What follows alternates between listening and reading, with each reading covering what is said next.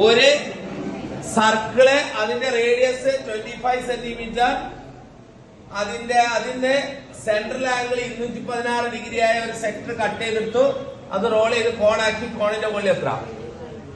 അപ്പൊ നമുക്കറിയാം ഇതിന്റെ റേഡിയസ് ആണ് ഇതിന്റെ സ്ലാൻഡ് ആയിട്ട് വരിക, ഈ സൈഡ് വരിക 25.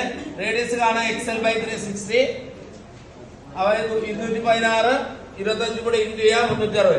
അപ്പൊ ഇത് സിംപ്ലിഫൈ ചെയ്യാൻ വേണ്ടിട്ട് എക്സ്പാൻഡ് ചെയ്തു. എങ്ങനെയായാലും കുഴപ്പമില്ല, ആൻസർ കിട്ടിയാൽ 6 കിട്ടി. പിന്നെ H കാണാം, അതിനുള്ള ഫോർമുലയാണ് ഇവിടെ H. 6ഉം Hഉം കിട്ടിയാൽ വോളിയം കാണാൻ πr² h/3 ആ വാല്യൂസ് അതിൽ കൊടുക്കാം.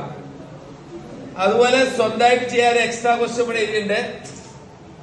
ഒരു സർക്കിളിന് 120 ഡിഗ്രി സെൻട്രൽ ആംഗിളിൽ ഒരു സെക്ടർ കട്ട് ചെയ്തു, അത് കോണാക്കി, വോളിയം എത്രയാണ്? ആ സർക്കിളിന്റെ റേഡിയസ് 18 സെന്റിമീറ്റർ തന്നിട്ടുണ്ട്.